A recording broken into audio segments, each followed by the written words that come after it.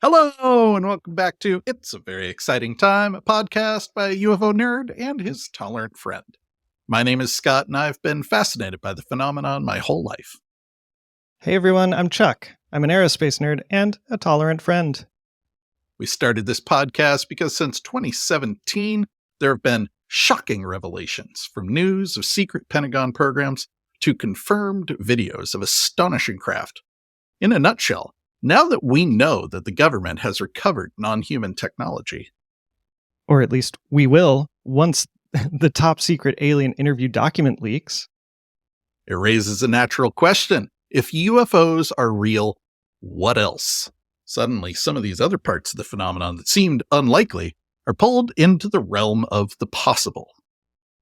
And they still may be unlikely, but even if it's new science and not aliens. Woo! It's a very exciting time. I almost tried deliberately to trip you up by flipping the order there. So it'd say, and they may still be unlikely, but even if it's aliens and not new science. Yeah, go for it, man. Oh, man. So I've noticed that the number of takes it requires for us to get through that intro seems to be expanding exponentially, and I am excited for the future. I don't know, man. Something's off. It just takes us a little bit to get into the vibe. We're here now, though. It's great. Yeah, we are. Yeah. So, what's up? So, yeah, we are here. Quick reminder before we dig into everything, you can find all our show notes at veryexcitingtime.com, or you can support us by going to patreon.com/veryexcitingtime. See, this time it's on you. I was thrown because I saw you delete the line out of the script. I know. And then I'm like, oh, okay, I guess we're going for it. And then you're like, wait, you put the line back in. Yeah, okay. Well, this is what happens when we live edit our script. Professional podcasters. Very professional. Top of our game. Hey, we're like mentoring other podcasters now. That must mean something. Oh my God. So Chuck, there's been so much drama in the UFO community the last 2 weeks. I sat down to look at my notes and I'm like, what can we talk about? It's like, okay, well, there was like this minor scandal involving like a coordinated effort by this like guerrilla skeptic group to go edit all the Wikipedia pages of UFO people like Lou Elizondo and David Grush and make them sound like total whack jobs. Okay. Sean Kirkpatrick gave an interview that kind of like doubled down on all the claims in his article, which we already tore apart last time. But of course, the community is all up in arms about it again. And even our oldest fan, Chris UFO Daddy Mellon, who, if there is one thing we can say about him, the dude seems to have a level head on his shoulder. He seemed calm, in control, unflappable, which is why it was a little shocking to see him get in a Twitter slap fight with the Black Vault guy, because he read something the Black Vault guy said as implying that Chris Mellon was somehow involved in like a CIA cover-up. The whole thing was a misunderstanding, but it went on for like 2 days. It was like, oh no, it's been messy. It's been super messy, and it's not fun to talk about any of this stuff. So instead, we're going to get weird with it, Chuck. All right, let's get weird with it. I love it. Man, you remember a few months ago, we talked about a post from Reddit from a guy who called himself the EBO scientist, for extraterrestrial biological entity. And he talked about how he worked in a program that was like literally studying the biology of alien corpses they had in freezers. And he kind of talked about like, I read some documents about their culture and we didn't really talk about the craft. I was really just focused on the biology. There's another Reddit post. A different guy. His post is titled, I have secondhand knowledge. But what's fascinating about it is how much it overlaps. His thing is he was hired to work in a secret research program to produce a report summarizing what we know about the aliens. He did not have access to bodies or craft. So his is much more about like their culture and what do they believe and all that kind of stuff. But the overlap between them is kind of fascinating. Now, of course, I'm just going to get the skepticism out up front. Yeah. The first thing anyone on Reddit says is, this is a LARP. This guy's just regurgitating the claims of the EBO guy. Of course, when the EBO guy posted, they were like, this is a LARP. This guy's just regurgitating the claims from a bunch of popular books. And we've talked before about how UFO witnesses are kind of in a damned if they do, damned if they don't place, where if your claims match what other people say, that makes them unbelievable because you're just parroting what everyone else says. You're clearly just an op here to cash in on it. But if your claims don't match what everyone else says, then everybody's like, where is this guy coming from with this like totally weird description of aliens? Everybody else says they're grays and they do this. Right. So I am not here to pass judgment on whether this guy is telling the truth or not. But just like with the EBO scientist, it is a fascinating story. It is an excellent depiction of what it might be like to work in a program like this. Yeah. So yeah, I thought we'd dive into that today. How's that sound? Sounds amazing. Let's do it. Right on. So as before, and I keep saying guy, there's actually no gender indicators in here I could find.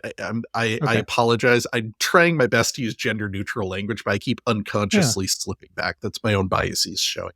But this person created an account just like the EBO scientist. They said, I'm not going to give you all the details because I don't want to get in trouble.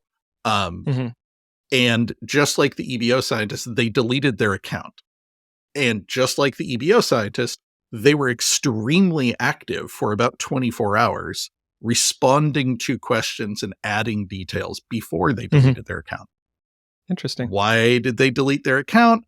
We talked about this with the EBO scientist. Presumably, it got a little more attention than they were prepared for, and they thought it was better to cut this off and not have evidence that their computer was logged into this account. But could be. Who knows, right? Take it with a grain of salt. But they opened up kind of talking about themselves. They said, I have a professional background in anthropology. I also have some informal experience in philosophy, which unexpectedly ended up being the most useful of my skills on this project. Previously, I worked for a university in the Western United States. For cultural reasons, students and faculty at this particular university are more likely to be selected for sensitive government work.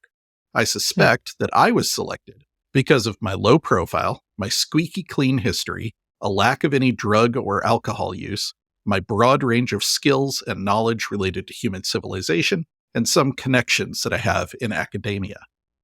Yeah.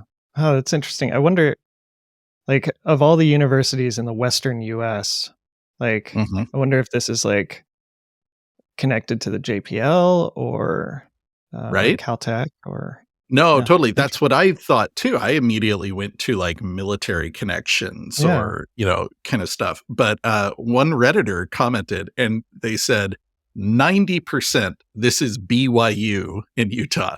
Mormons are overrepresented in the military industrial complex and MIC probably doesn't stand for military industrial complex. It probably stands for military and intelligence community. Just realized that. But Mormons are overrepresented because they generally don't drink or do drugs. They have a strong sensitivity to taboo, social stigma, and cannot be blackmailed easily.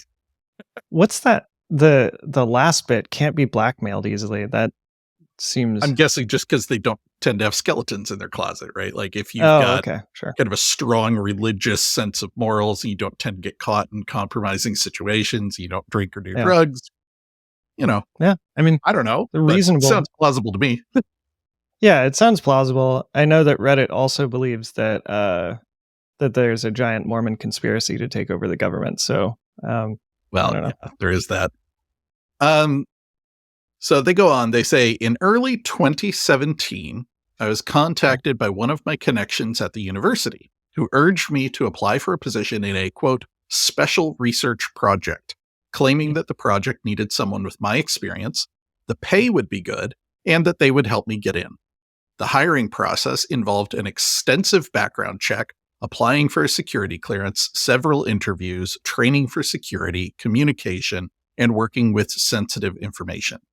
Going through the rat maze took several months, but I made it through faster than expected and was finally ready to actually begin working in early 2018. Huh. Did they have any idea what they were going to be studying? Yeah, they mentioned that later in the post. They had no idea. They knew it was a Wow. secret research project. That is it. You got to be so young to do that. Like, I cannot imagine jumping through that many hoops with no idea what I would be doing. Like, Right? not a chance Just at for a all. promise of a payday. Like, yeah, I Yeah. don't know, secret government project. You want to sign up? It'll take you a year to get through all the clearances. Yeah. No, 100% not doing it. Hard pass. Yeah. The workday began by entering a secure facility where my ID was verified with ID and biometrics. After passing through, I would go to my workplace and have to pass through another layer of security. Hmm. I like this bit. They said, I did not feel comfortable with all the security. I'm on the spectrum, and while I'm good at masking, procedures and bureaucracy make me confused and nervous. Yeah, that all makes sense. I love this though. Like Grush also on the spectrum. So Mhm. who would have predicted that this whole like thing would be unraveled by people on the spectrum who can do the work and are happy to do it, but aren't willing to lie about it? I love this. Right? Exactly. They're getting bit Perfect. in the ass. It's so good. Yeah, right? In the workplace, we were monitored constantly and subject to random security checks.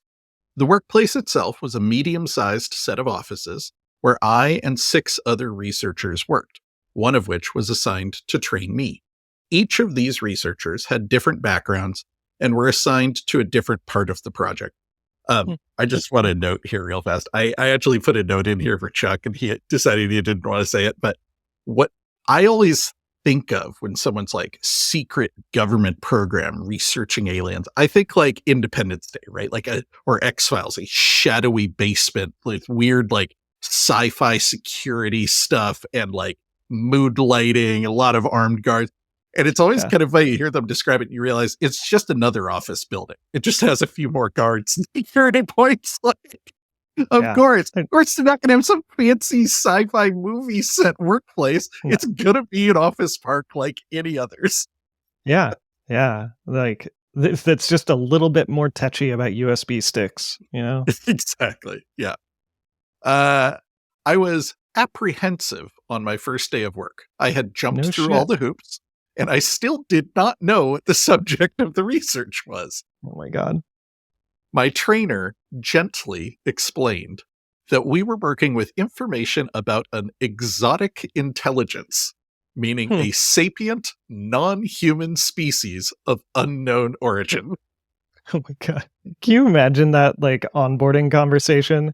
Like, so hey, let's talk about what we're gonna be researching. Oh my God. What a one-on-one.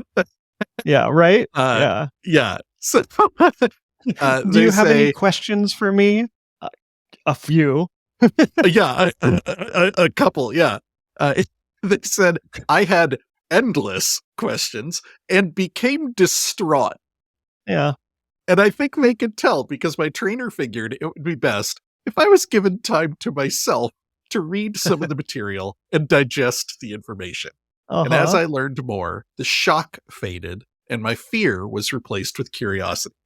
Yeah. They didn't have to put this in, right? Like this is Yeah. a very personal reaction. I Yeah. like I might be a little embarrassed if I was telling someone like, yeah, I got access to the UFO stuff and like I freaked out. I was did not. babbling. Yeah. I like sat in a corner rocking. I was completely overwhelmed. Like the word distraught is so good. Right. And I love his trainer kind of gently like, you know what, buddy? Why don't I just close this door and leave you here to read? I'll check in on you in a bit when you've had a chance to kind of settle. Yeah. Like and knowing that this person is on the spectrum, like you can imagine some of those some of the distraughtness being really visible. Right? Yeah. So our job was to take the information that had been provided for us from outside sources, sort it based on its content and usefulness, and in the end produce a comprehensive report that summarized what we know about this intelligence with a specific focus on its motivations and intentions. This report could then be used to brief elected officials in the future and even the public.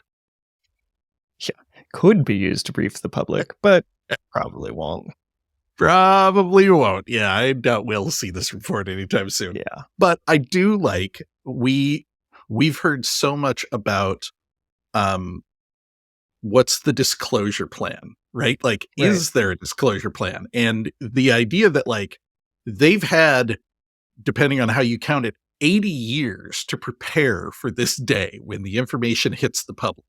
The idea that they would have no plan seems unfathomable to me. But on the other hand, we also hear how dysfunctional the program is, how stovepiped and compartmentalized. And so it feels really believable to me that around 2017, the New York Times story breaks and they go, maybe we need to start pulling some material together when Congress comes knocking. Right. Yeah. I mean, I can totally believe that, but I can also believe it's like, oh, there's just 6 of them sitting in that room. Like, how expensive are they really? Like, go make your document for a while and we'll brief some people on it. Yeah. This smacks of like, your boss told you had to produce a report. Like, yeah, don't worry about it, man. I hired some nerds, put them down in the basement. They're collating or some shit. Yeah, exactly.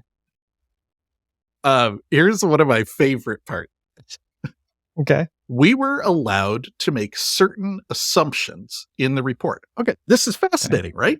Yeah. You're dealing with producing a comprehensive summary of widely disparate pieces of information from across the military, from across different eras when the subject was handled to a greater or lesser degree of scrutiny. Like, this would be a difficult job for anybody.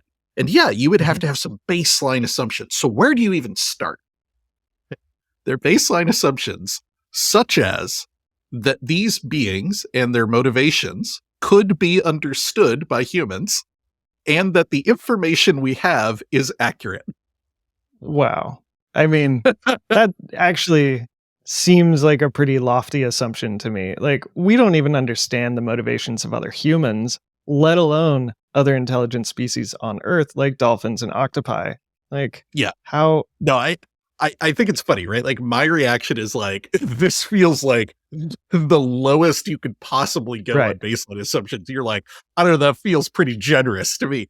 Yeah. And I think we're both right? Like, it is both true that like, this is an embarrassingly low floor to start from.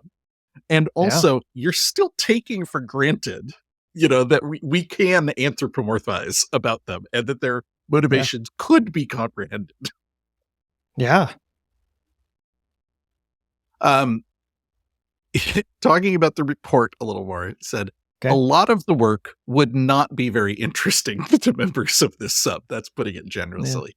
Yeah. The average workday consisted of going through security, getting permission to retrieve certain documents, then organizing and annotating the documents. Much of the documents were only related to the subject in tangential ways or did not convey very much of use. In a sense, we were separating the wheat from the chaff. Is it chaff or chafe? Chaff. Separating chafe the wheat from the... What your pants do. We're separating the wheat from the chaff and getting the material ready to be used for the project. After finishing, we would secure the workplace and leave. Over the months that followed, we slowly built up a corpus of useful information. God, this actually sounds like hell to me. Like, most of the day is just security with only bits and drabs of interesting info. But actually, now I think about it more, that's very close to what I do at work right now.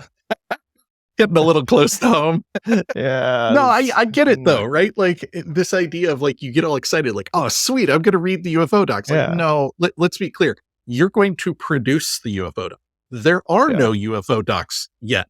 What there are is like some weird interviews we've recorded, some like sketchy reports we've received from police departments, a Mm-hmm. memo that was written in 1945.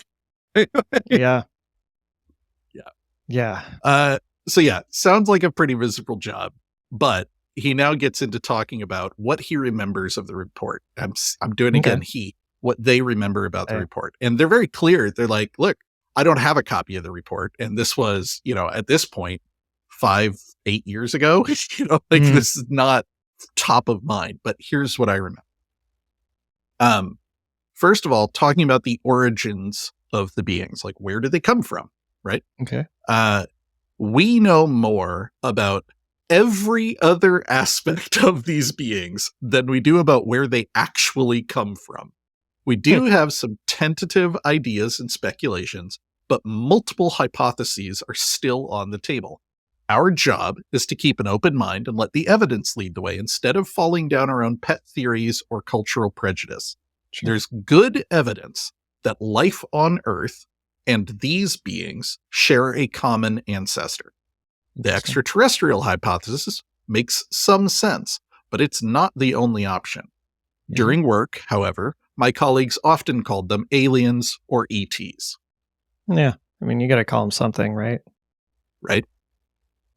Um, in the interviews with the beings that I have read, the interview subjects are vague, absurd, contradictory, or evasive when asked about their origins. Perhaps this is because we aren't in a position to understand where they come from, or Yeah. perhaps there are problems with communication, or maybe they simply don't want us to know. Yeah. Do do you get the feeling that these were interviews or interrogations? Because if Mhm. it's the latter, that could explain some hesitation to tell us about where they're from. That is a really freaking good question, and we're going to be touching on that point more later. Okay.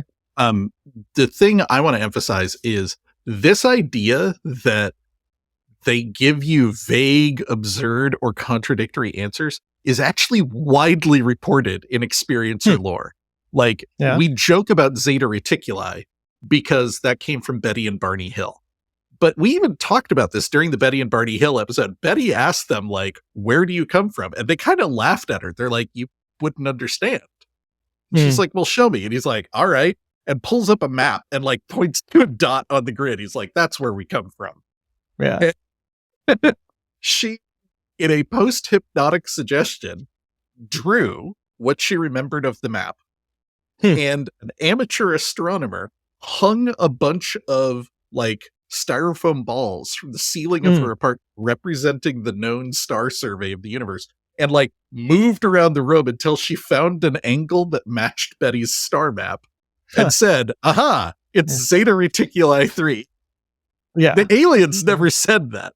And Right. the amateur astronomer later said those surveys were inaccurate. This methodology is obviously suspect. Um, Yeah.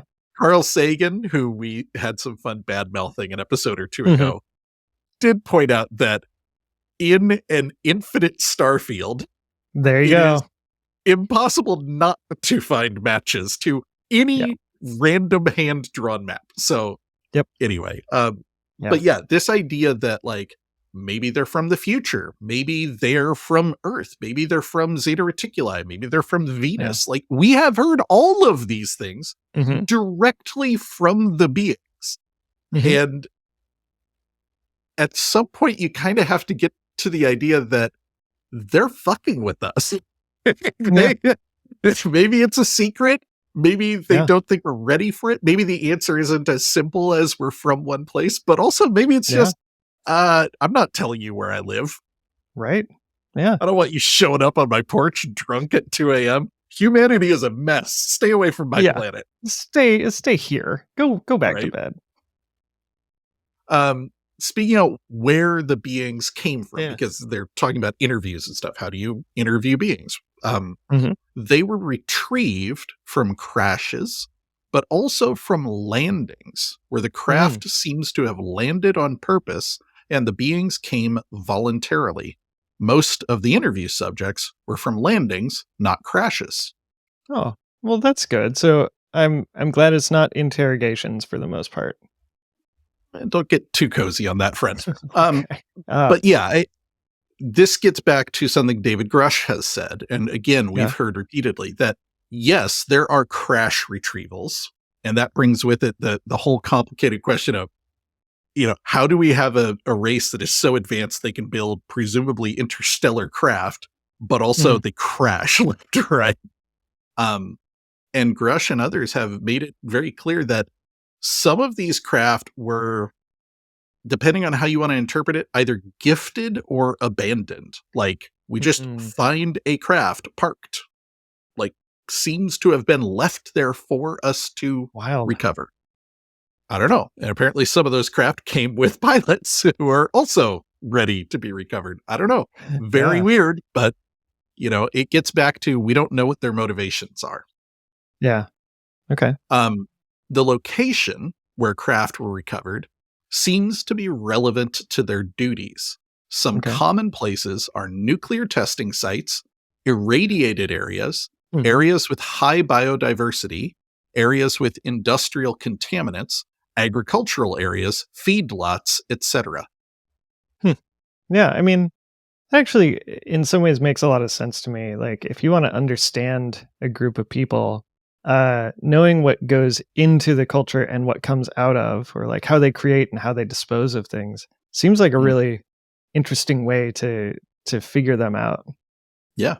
And of course, I'm drawn back to the old programmer axiom, right? Like, I'm picturing them making a note like, garbage in, garbage out. Garbage out. Yep. Rate this planet off. Yep. So discussing the being's anatomy. And this Okay. is something I'm always fascinated by because, Yeah. we have some people who describe the stereotypical grays and they're very uniform. They all look like this. They're 3 feet tall. We Hmm. have the Virginia alien who is kind of like a Right. gray, but also different, browner, more oily, weird ridges on their head. Um, Hmm. Commonly reported archetypes are short grays and tall grays. The short grays are often described as a little more like mechanical or drone like. The tall grays are often described as a little more in charge. There's mantises, there's human looking ones. So I always get really fascinated when someone who claims to have had like access to official information Yeah. describes what they look like. So Yeah. what this person says is, generally, they look like diminutive humanoids with large heads, reduced facial features, and very large eyes, which are sometimes covered in a transparent black film. The sometimes there is fascinating, by the way. He mentions that the transparent black film was more common in later encounters than earlier Hmm. ones, which is wild to me. Yeah. Um, Fashion. their yeah, their average height is about 5 feet tall.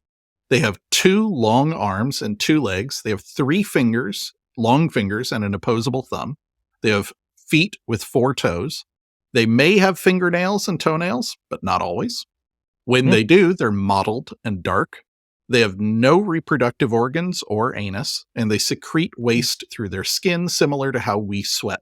They Hmm. ingest liquid food, Hmm. just like we do.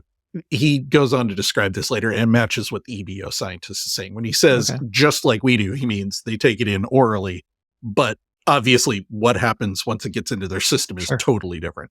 Um, Yeah. they wear clothing, usually in the form of a very thin blue or gray high colored garment, as well as boots. So that sounds like classic grays. Mhm. It's it's interesting that there's like implication or there that the author implied that there's variability in like fingernails, but Right? less variation in their clothing, which makes me Yeah. wonder like, is it a uniform or something? Yeah, I find the variability even within, the same race to be Hmm. fascinating. I would love Yeah. to get more information about that. Yeah. Um, yeah, they go on and they say no 2 individuals look exactly alike. Head Yeah. shape, eye shape and size, the patterns and protrusion of the ridges, skin color all vary between individuals. In some Sounds like humans. individuals, there are pronounced ridges on the head and upper back, which seem to relate to different kinds of implants in a way that is not understood. As far as we can tell, every individual has an artificial lattice woven through their brain and nervous system. Oh, that's cool. Neural Right? implants? Yeah. Yeah. Right, buddy? Yeah. More on that in a minute. Okay. The ETs have a very close relationship with their technology. They cannot survive very long while separated from their craft and from each other. They cannot eat anything other than a special kind of liquid food, and human-made substitutes were not sufficient replacements. This is interesting. Sounds like ferrets, which is a weird thing to say. But It's like, super weird, but go on. yeah, go on. So ferrets have this thing where like they lock on to the food that they're given when they're kits, and Mhm, like we can't change it after then. And it's really frustrating when like a ferret food maker goes out of business because like there's this like wave of ferret deaths at that point. Yikes. Like humans and dogs are more able to vary their diet, but even we struggle with it if we're Mhm. fed a really restricted diet. So that's all. It makes sense, but I So do you're wonder. saying that if we got an alien at a young enough age and raised it exclusively on a diet of buffalo chicken wings, Yeah, they'd, they'd get along fine in human society? I think that sounds right. Let's try I cannot wait for this episode of Hot Wings. it. Yeah. It's also really similar to what the EBO scientists said. You know, they Hmm. talked about the aliens requiring a liquid-only diet with very particular Yeah. makeup. But interestingly, this also matches a book that was recommended to me about a year back called Rachel's Eyes. That's Raechel. Okay. This is a bizarre book. We might need to do an episode on it. Okay. Basically, it is written as a fiction novel, but it's based on post-hypnotic regression and theoretically is a true story. And it is about a guy in the Air Force who gets assigned to one of the military bases where they go out and recover crashed vehicles. Okay. And while he's there, he, keeps ranking up and getting higher and higher Clearances. rank clearances, in the base. And establishes a rapport with some of the aliens who live at the base. And he talks about the same thing. Like they kind of atrophy, like they don't thrive here. There was one alien scientist who had managed to engineer a viable diet for himself and was staying on the base more long term. And then from a crash, they recovered a juvenile hybrid.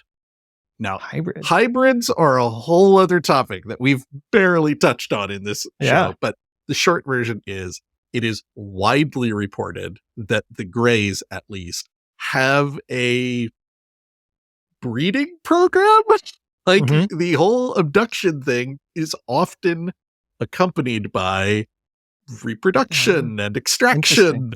And it's common for abductees to report being taken aboard and introduced to their offspring, or shown a fetus, or it's weird because it's also often reported as almost like a tick mark. Like, well, we've been studying humans. We know it's really important for human children to bond with their parents. So here is your alien offspring. Please have quality time with them. And it's like in a hallway for 5 minutes. And also don't freak out because they can hear your thoughts and they know that you think they're disgusting. Like, and then that's it. And that's the only contact you get. I don't know. The whole hybrid thing is very weird. But anyway, this guy working on this military base recovers a juvenile hybrid from this crash. And together with this other scientist, they're able to keep her on the proper liquid diet. And he describes how weird it is that nobody comes for her. They don't have contact with the alien mothership. It's just ships crash and sometimes there are survivors. And when there are survivors, they just kind of seem to be written off. Yeah. So he's got this hybrid, and orders come down from on high that he is to basically raise this girl. So he names her Sure. Rachel. There's some women on the base, like they get her clothes. She lives in a room on the base. And eventually there comes a point where they go, okay, she's got hair, but she's very obviously like not human. But they Okay. want to try to introduce her to people outside the base. And they enroll her in a school for the blind. Oh shit. Yeah, why not? Yeah. So the story is actually, the main source of the story is the mom of a blind girl at the school who became roommates with this alien girl. So one of the things Fascinating. they talk about is the deliveries that would show up at their apartment, at their dorm room, of like this very special liquid diet that only she could eat, and like her roommate wasn't allowed to touch, and like, I don't know. So this whole thing about a liquid diet is kind of fascinating, and we really should talk more about that story at some point, because it's got some wild stuff in it. Also, this segment was brought to you by Soylent and Huel. Yep, Soylent. Okay, so I hate to do this, but you mentioned interrogations versus interviews. Yeah, we'll get to that a little more, but you were kind of onto something, unfortunately. Yeah. The way that they were treated was inhumane and very unethical. Throughout their stay on Earth, they would suffer from malnutrition and a kind of toxic buildup in the body. Because of how valuable they were, every effort was taken to keep them alive and conscious, even against their wishes. The situation reminded me of the case of Hisashi Uchi. Yeah. Yep. There it is. Totally makes sense. Like, of course, this is what's going to happen. But so I haven't heard that name. Who's Hisashi Uchi? Yeah. So, the short version of this awful, awful story is he was working in a Japanese nuclear plant during a criticality incident, received a lethal dose of radiation, and died 83 days later after multiple organ failures, heart attacks, resuscitations. The story is often reported as if the doctors kept him alive against his wishes, but there's information out there that that's not the case. But regardless of whether it was unethical or not, this dude suffered horrifically. So the comparison here is really like upsetting. Like, you know, for him to make that comparison, even if the Japanese guy was not kept alive against his will, is still making a very deliberate parallel to a bad, bad scene. Right. Yeah. Wait, this is a rough. I don't know why I put that section right here. Shifting Right in the tone middle. completely now to talk about their biochemistry. Yeah. All right. You know, whatever. Life on Earth and the ETs share the same kind of biochemistry. They are made of cells. They use DNA, proteins, etc.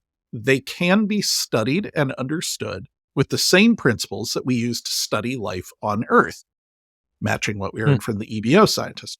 Yeah. This has fed into speculation about their origins. The most conservative hypothesis is that they share our biochemistry because they also originate from Earth, right? Occam's razor. Hey, they evolved like us. They probably evolved here. But there are other theories. Life on Earth and wherever they come from could both be descended from a common ancestor. Perhaps life everywhere in the universe shares the same biochemistry. You know, this idea of like cosmic seeding has been out there for a while. Yeah. I was just watching a video about what life would look like if it was silicon based. And one of the things they went over is that it would just be challenging. Like from the chemistry of it alone, it would just be hard. And it turns out like carbon based seems like it's a very energy optimal form. So it could also be that that's just a good way to do it. Totally.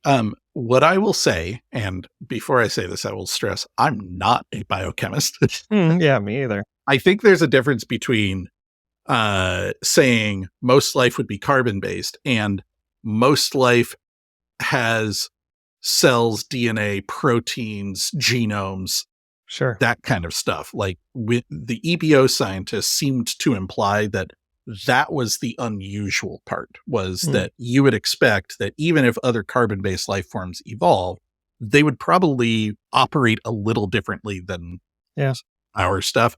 He was talking about being able to like genetically splice things together. Like that's strongly implies compatible life forms that may go beyond what just convergent evolution might explain. But the fuck do I know? I'm an art major. Yeah. The striking similarities between their anatomy and human anatomy. So moving away from biochemistry and just into like, hey, they're bilaterally symmetrical. They have hands and toes and stuff like that. Leads to wild speculation about whether the individuals we see are specifically designed to resemble humans in order to facilitate interaction. There is a small collection of biological material that has been retrieved from craft that shares no resemblance to humans and defies description. The material is like a web of nervous tissue, which is interlaced into the structure of the craft itself. That's cool. Like, right? Living ships. I love that. Oh my God. Yeah, we often hear that like the ships have no obvious control panels. Maybe you control the whole thing telepathically with your neural lattice. I don't know, man. Yeah. Freaking Turns cool. out it was all Bluetooth. Yeah. Yeah. Also, this idea that they are engineered to match our expectations is something Lou Elizondo has talked about. He was like, imagine if you wanted to talk to an ant. Like, sure, you're too alien for an ant to really grok. Like, ignoring the scale, just there's no overlapping surfaces of how you would interact. Right. You might create like a remotely piloted drone body that looks like an ant so that they understand what you are. But the problem is you don't want it to look exactly like an ant. You want it to be clear that you are like an ant, but different. And that brings us back to this idea that like the fact that they share an anatomical structure with us may be a deliberate choice to make them easier for us not to freak out about than like, I don't know, a sentient gas cloud or a jellyfish or something. But it raises all sorts of questions, right? Like if they're designed to look like us but not quite like us, do they know that their appearance is terrifying? Yeah. I feel like they would do a little more like us. Like they didn't even get to the uncanny valley. Like they're so far away from the valley. It's just, Right. Yeah. I always think about the cover to Whitley Strieber's book with that classic painting of the gray alien and how unsettling it is. Like, I think a lot of people have the same reaction. You look at the cover of that book and it's like, yeah. So technology, right? Okay. Before we talked about the artificial lattice that's integrated into their nervous system. They said, this lattice is at the heart of their technology. In interviews with subjects, they demonstrated the ability to communicate with and detect the presence of others of their kind in the same facility in different rooms. Yeah, it's like it's like private Wi-Fi or Bluetooth or something. Like, do you think they were like talking shit about the scientists behind their back and like back channel Slack or whatever? Yeah, totally. They're back channeling like we do when we're at like a boring work conference. Like, can you believe this guy? Yeah, exactly. That's awesome. Yeah. Alien bingo. Tools retrieved from craft would be responsive to the touch and intentions of the ETs, but would be totally inert in the hands of human operators. This lattice is probably what makes these abilities possible. It's made of ordinary elements like copper and aluminum, and there is no discernible reasons why it should be able to do what it seems to do. Yeah. It's a cool idea though, like Mm. smart tools that only work if you got the right implants, or like those the induction stoves. Mhm. Um, yeah. Yeah, the part that I hooked on to was the idea that they just used like common elements. Mm, Um, is that because they have access to the same like common elements we do? Or do they use those specifically to not leave behind any evidence mm, of, materials that you may not find in this solar system? Like they're not using like a weird isotope of, some metal. They're yeah. using like regular shit, I don't Yeah. I know. don't know. Or I think do about they like just? we haven't talked about this yet, but the Peruvian mummies thing, right? Mhm. And one of the things that's going on there is you scan the mummy using a CT scan and an MRI and stuff, and like, oh, one of the strikes against it is that everything in it looks like it could come from Earth. Like Mm, if you're designing a drone body that's meant to be kind of disposable and crash on Earth, like I wonder if maybe you would think about this kind of stuff. Like, oh yeah, yeah. use the shit they've got lying around there. Yeah. Yeah. We want it to decompose and not cause any environmental impacts. Like. Right? That's even better. They just don't want to pollute the environment. Mhm. We were allowed access to documents that described the capabilities of their crafts, as well as eyewitness encounters, but we were not allowed any data that would explain how their propulsion systems work or anything regarding the reverse engineering of craft. Mm, The reasoning behind this is obvious. The special interests involved have begrudgingly begun to accept that disclosing the existence of intelligence is necessary over the long term.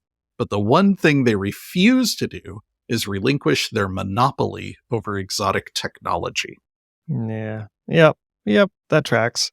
right? I wish that statement wasn't so immediately and glaringly and depressingly obviously true. Yeah. Yeah. Like, no, Totally. of course. Yeah.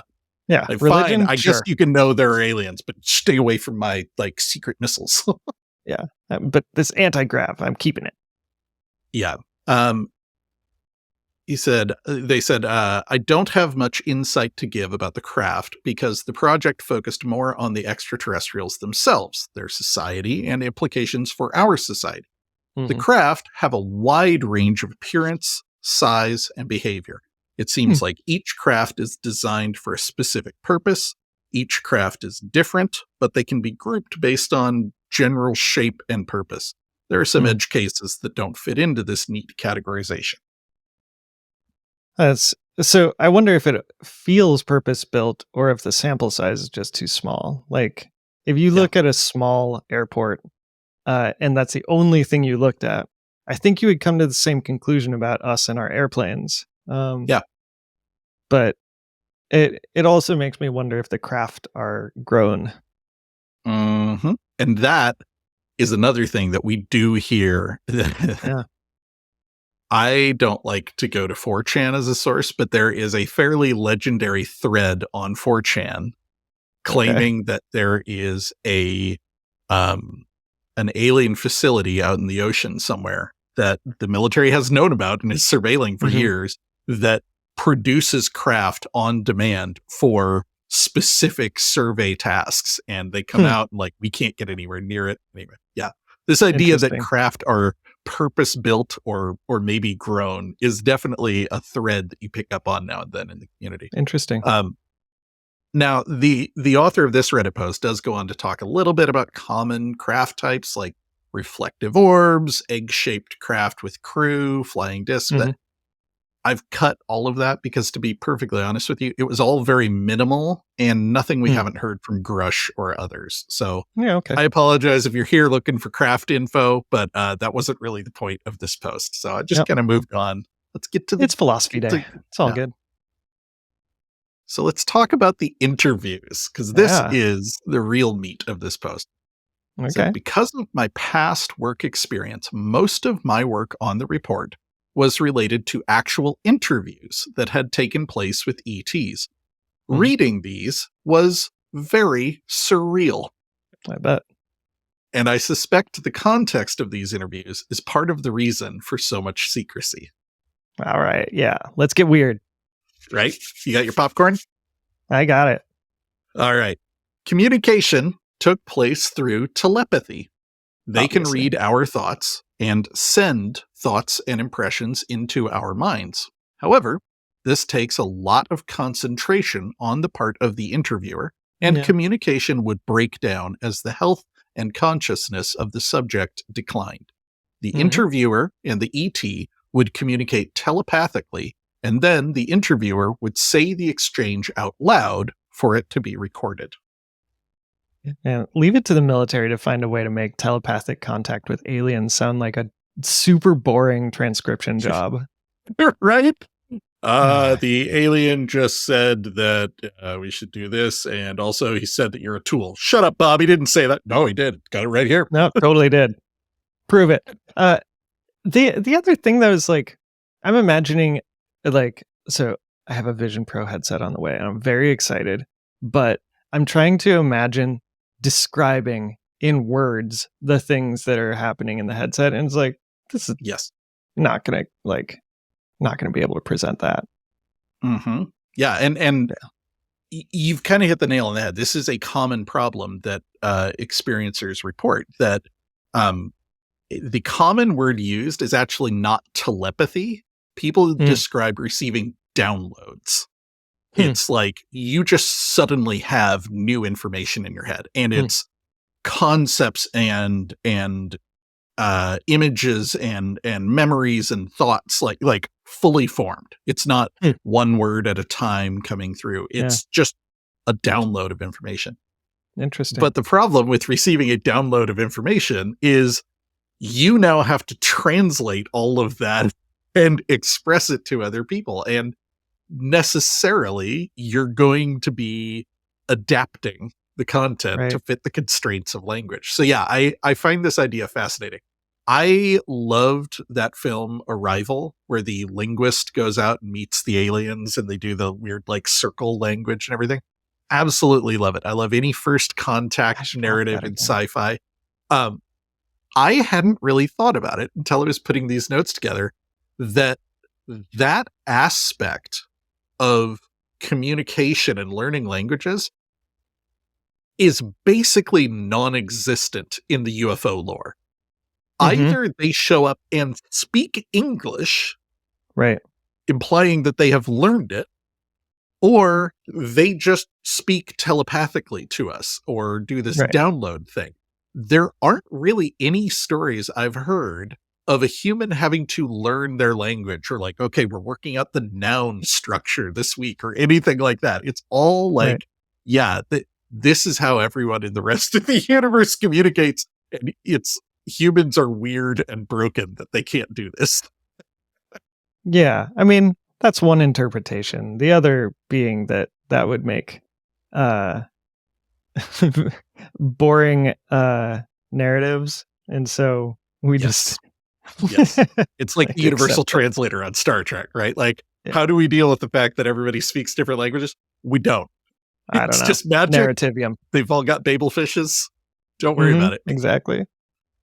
My favorite part is when they have to do a Star Trek episode where the universal translator doesn't work for some reason. Totally. And then they have to explain why. Because every time they have to explain the technology, it sounds so improbable. Like, wait, how does this work again? Like, my suspension of disbelief was here until you started talking about it. Right? Exactly. Yeah. Like, that just doesn't work. Okay, so bringing it back to the sad stuff. Yeah. Something that deeply frustrated me was that they seemed to want to show us so much more, but because of the irresponsible behavior of the program, they could not. They were separated from their craft permanently, so the craft could be hauled off elsewhere and auctioned off, and so the program would have total control over the interview process. And because of this separation, the ETs would slowly die. Hang on, auctioned off? Yeah, you were not the only one to pick up on that. There was a whole like comment thread about that, and the author actually came back and responded and said, okay, when I said auctioned off, I was being a little hyperbolic. I don't know that much about the process of how craft are handled and studied, but I am sure it's a political process. Yeah, Mm. that's a fucking understatement. Yeah, I right. wouldn't be surprised if there were actual auctions. But anyway, he said the main point is that the extraterrestrials were separated from the craft, which causes their deterioration. You know, Their condition. Yeah. yeah. So that's Okay. super frustrating. Um, Yeah. Makes sense. Yeah, that is a bummer. yeah. Yeah, and it kind of gets back to what you were asking about earlier, right? Like interrogation or interview. And I think the Right. problem is that there's not a clean line here. And it Yeah, sounds right. like we have pushed it into interrogation territory at times, which is super frustrating when you hear that sometimes they're here voluntarily. They want to share Right. stuff with us. And, this program is just like behaving in a way that sounds awful. I can only imagine how much it must suck to be a researcher brought in and given access to these documents and be kind of horrified to find out that, yeah, the government has been in contact with aliens and the government was dick about it. They were total jerks. Like, we look really bad. I wouldn't blame them if they didn't want to interact with us because of how Right. we've behaved. Like, that sucks. Yeah, Um, it does. yeah. For reasons we'll get to later, it does not seem like there is any malice or like need for revenge on the aliens' Mm. part. They have a very kind of holistic approach to life and death, but it doesn't Okay. make us feel any better as humans to look at that. Yeah, right. Yeah. Um, so getting to the aliens' society, Okay. the author said, from reading interviews with detained subjects, I and other researchers were able to put together a rough picture of how this species works and why they are here. Instead of having any kind of formal social structure, these beings form a dynamic superintelligence that is a composite of all of their minds. Huh. That's Reproduction cool. does not take place biologically. Instead, they are artificially created, with each one designed for a specific purpose as their society has a need. The intimate interlinking of their minds causes them to behave as one superorganism rather than individuals. It sounds a lot like the Dominion in Star Trek, Mhm. like all the shapeshifters in their puddle. Um, Yeah. so when the author talks about superintelligence, are they talking like a hive mind or um It's interesting you say that because yeah, someone in the comments is like, it feels like you're avoiding the word hive mind. Like yeah, we have a common term for yeah, interleaked brain and super intelligence. Like it feels yeah. like you're deliberately reaching for words to avoid that. And Hmm. the author came back and said, yeah, I am deliberately doing that. I don't call them a hive mind because in fiction, the hive mind usually has a top-down association. Mm, There's a mhm. leader of the hive that imposes its will on its minions. This is Hmm. different, and I think it would be insulting to refer to them as a hive mind. They still have individual minds. They're just deeply connected to each other and to their technology. Fascinating Yeah. answer, Yeah, super interesting. And so it right? really I honestly I can't imagine ever getting to that point. Like even if I was networked with everyone Mhm. else, like I just have to imagine there would be splits, like Yeah, ideological splits or something. How could they all be connected at the same right? time? It's really, really interesting. And maybe they're not. Maybe it's a local Yeah. network like we were talking about before, but Yeah. I I find this fascinating because humans as a whole tend to be very individualistic. Like we have different cultures Yeah. place greater degrees of Yeah. importance on, functioning as a whole and everything.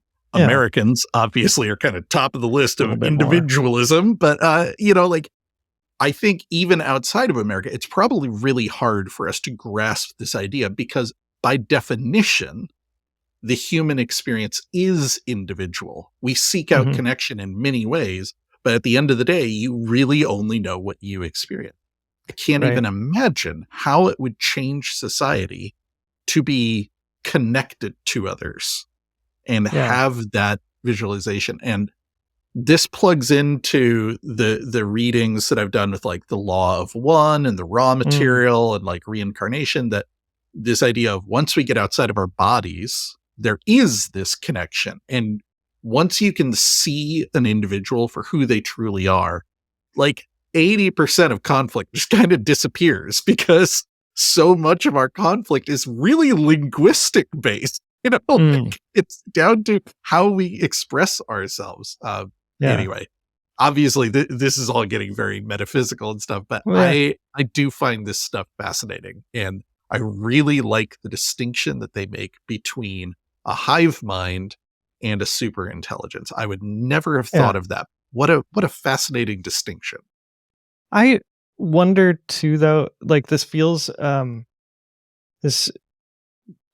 like someone who's thinking on a very small level, because I think that humanity could already be described that way. As a super intelligence. Like, yes, we all individually have our own minds, but none of us plan for things like economic shifts. Or many of us plan for them, but none of us plan successfully to like track what's going to happen with interest rates and whatnot. Or it talks about like producing the things that are actually needed by a community. Well, we totally do that. How do we do it? Well, we do it through complicated mechanisms in our economy. Sure. Yeah. It's almost like he's describing that they are describing that the ETs start from the hive mind, and their society is driven by the connection that they all have and the fact that they all know what is needed. So it's much more instinctive, like, well, we need someone to do this, and someone does. Where with humans, we do the same thing, but we have to come at it from the opposite angle, because we don't have that connection. We need a lot more societal government, like structure in place to make up for the fact that we don't have this implicit connection. Right. So, like the human superintelligence would be an emergent property, where it sounds like theirs is like an intentional present part of it. Or intrinsic, where sure. humans comes from, we need something like this. It's just automatic for them. Yeah. Yeah. Right. Interesting. They go on and say their philosophy is naturalistic, but has some elements that could be misconstrued as religious. And this gets back to what the EBO scientist was saying too. Like, it's hard to talk about this stuff because the things they're talking about in our cultures are very clearly, this is a religious concept, but they don't think of it that way. They reduce time, space, and everything to the behavior of a single unitary consciousness. And then he's careful to clarify, not to be confused with the ET superintelligence. This consciousness, this like unifying consciousness above everything, behaves entirely spontaneously, without deliberation or forethought. According to them, the minds of living organisms are part of this consciousness that has looped in on itself, creating separation and individuality. It sounds a little bit like some of the Eastern religions, or it's entirely, like, I haven't studied religion a lot, so it's entirely possible I'm getting things mixed up from things we've talked about. No, you're not wrong. These ideas are not uncommon. They're more common in societies that believe in reincarnation. That's a more common idea there, because you kind of have a framework for it. But yeah, it comes up a lot in this, like UFO paranormal stuff. And man, we've got to do a show on the raw material and the law of one, because it's all about this. Like, that's the law of one is everything is one. They believe that as life continues to grow and complexify, it will have an effect on the unitary consciousness that constitutes the universe.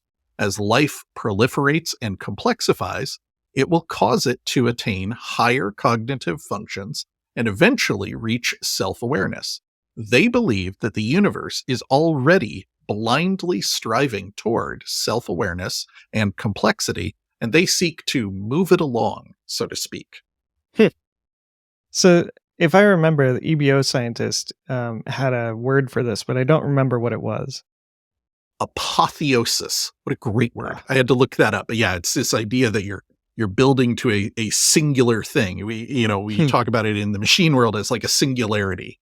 But same thing, you reach a level of complexity at which magical things happen.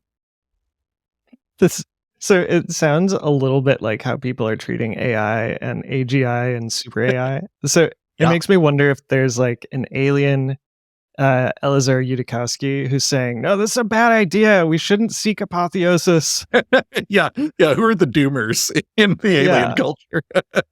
No, I think it's totally right. And last time we joked about how this sounds like the Force, right? An energy field that binds and permeates us and brings everything together. Yeah.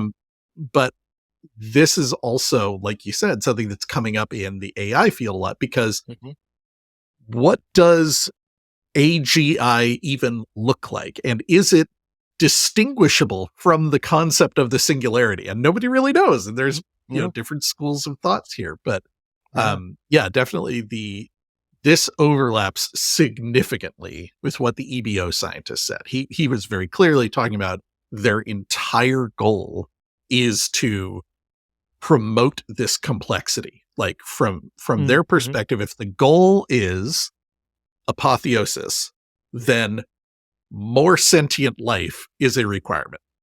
Sure. Everything else is secondary to that.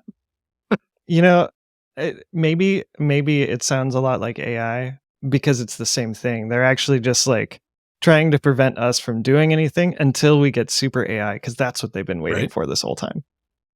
Yeah, this stuff's complicated, man.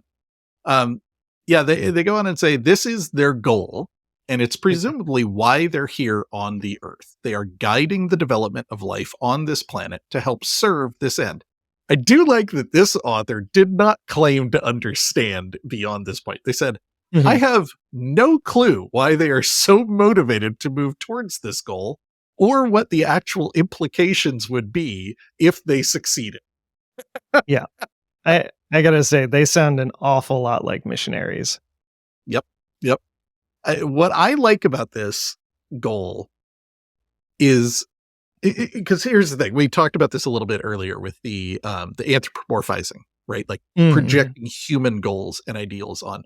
I like that this goal is understandable to humans, but I don't think it's a goal that humans would think up. It doesn't align with any like political philosophy I know of, or religious, concept. Like it isn't a perfect fit. Sometimes you'll go read a UFO book and it becomes really brutally clear about halfway through, like, oh, this is really about a race war. Oh shit, I have to stop reading this book. Or, something like that. Like the author's political beliefs come through pretty clear.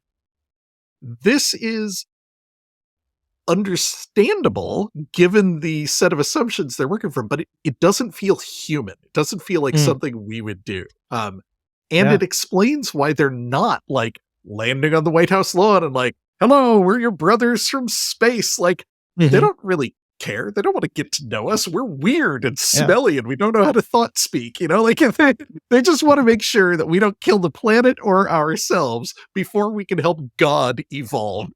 Yeah. Oh God, it sounds so much like missionaries, doesn't it? Like, yeah, it really does. Like, and the whole idea. So first off, back to that, the low baseline assumption that we can understand them. Like, this is why I'm like, no, there's no fucking way we understand them. But also, it strikes me that it feels so much like one of our gods. Oh yeah, there's just something out there greater than all of us, and we just have to make sure that you convert to our cause, and that will make our God happen. Like, Okay. We will circle back to that idea in a moment. Yeah. There's Okay. something there. But first, let's keep going with Yeah. the Yeah. author's quotes here. Okay. They said they're not afraid of dying because they believe that death is just a process where an individual breaks down and the mind unloops and becomes Mhm. reintegrated into the unitary consciousness. They believe that memories and life experiences are reabsorbed into the consciousness during this process. And perhaps this is the mechanism that allows it to develop. Whether or not this is true, it seemed to bring them a lot of peace in their tormented final moments. Even in death, they served a purpose. Yeah.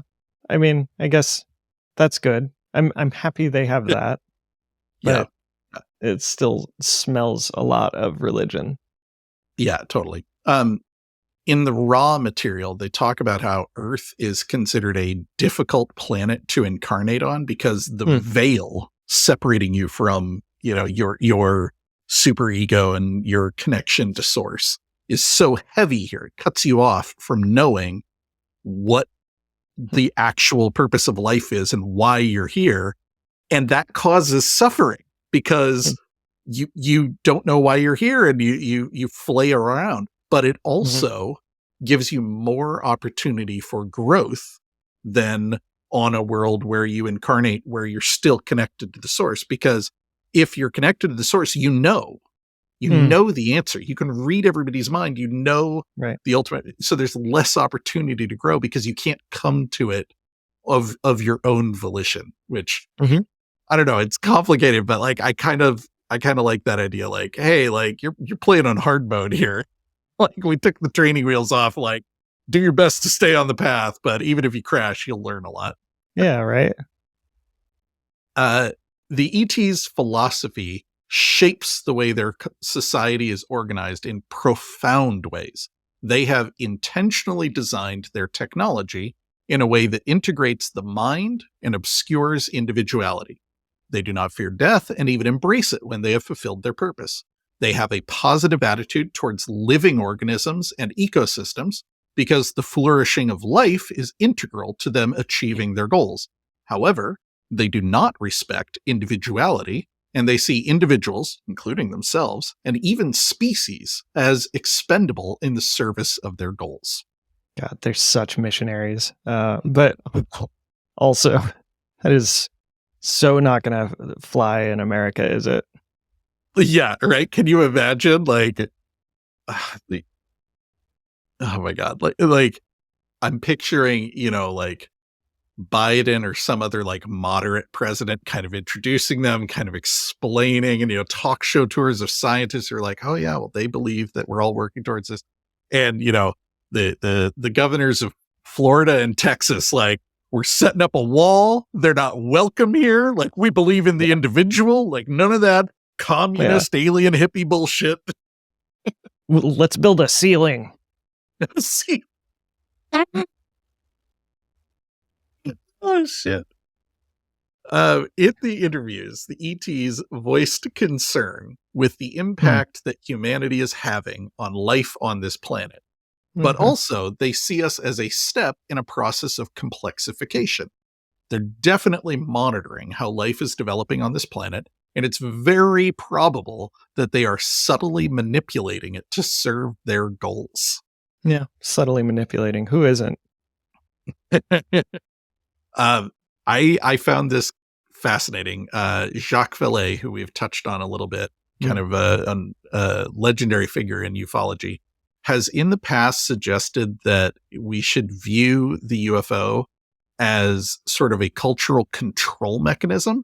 And he has a book called Passport to Begonia where he relates it back to earlier stories of fairies and elves and others, right? Like how we've had this, the bones of this narrative have been with us forever. It's just what it looks like and what we call it has changed. And if you start viewing it that way and you assume it is something other, then it raises a possibility that they are choosing to interact with us in a certain way that is nudging us in a direction. Yeah. Well, and let's be honest, like Greys look an awful lot like Fae in right? some ways.